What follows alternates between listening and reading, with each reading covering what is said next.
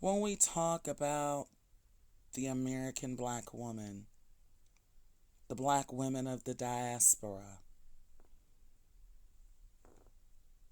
there's a major difference.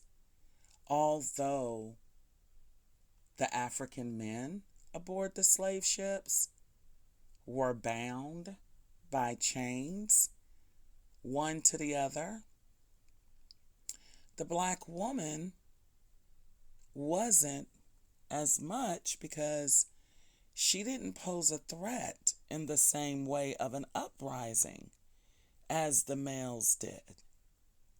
But even when it comes to what that looks like in a patriarchal system, the black woman was further subjugated.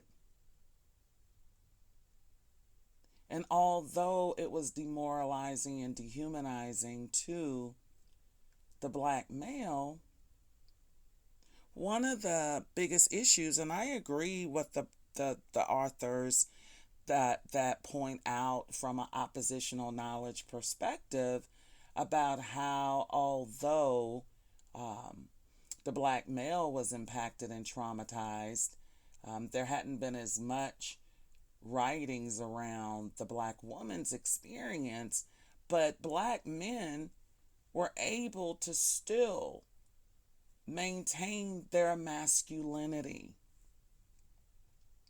They weren't placed in roles that challenged or defied themselves, thus creating effeminate men. They were not.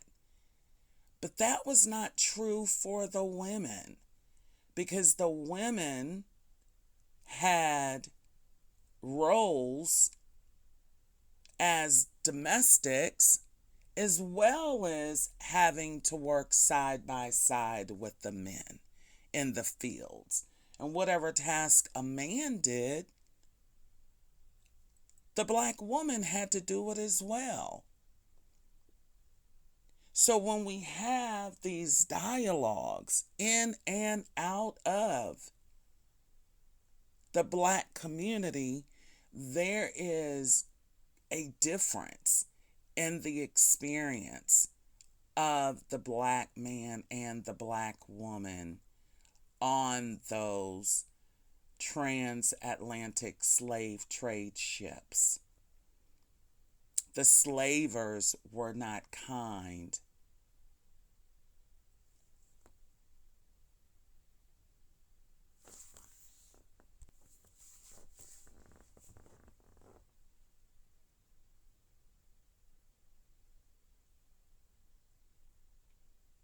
As I think about it, I haven't seen a movie about enslavement of my ancestors since that day, but I've done a tremendous amount of reading of our stories. And the reality is this: the division that we experience in our nation between black people and white people, black people and black people,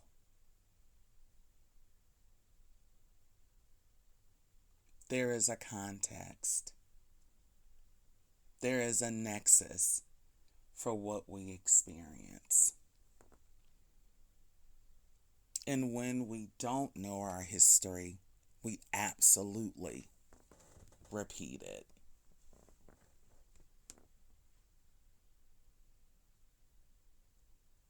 When you see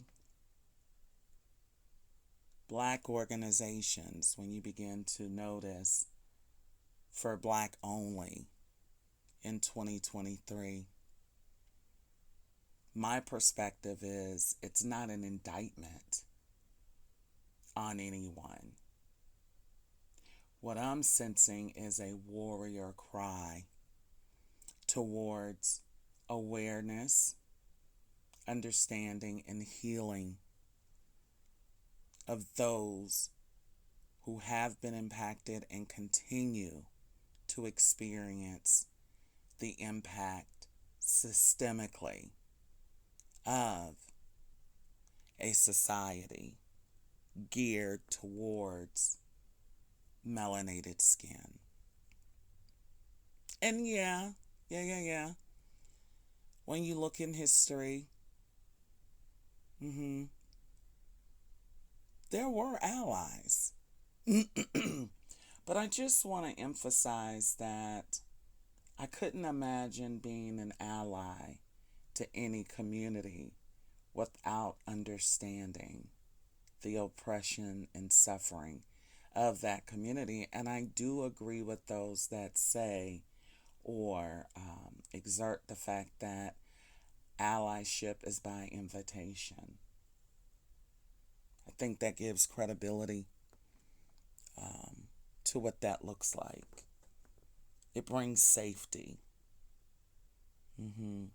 So, the next time you start challenging or questioning the femininity of Black women, the vulnerability of sisters, I just want to invite you to increase your awareness of what you're noticing, because it didn't just start right here. It started long before whence I came, for sure. But it's also validation of trauma and how trauma permeates every part of who we are, in the brain, in the body, neurobiologically, physiologically, just all those things. If nothing else, this is an invitation towards awareness for humanity, because it's going to take all of us to bring healing to a wounded, traumatized community.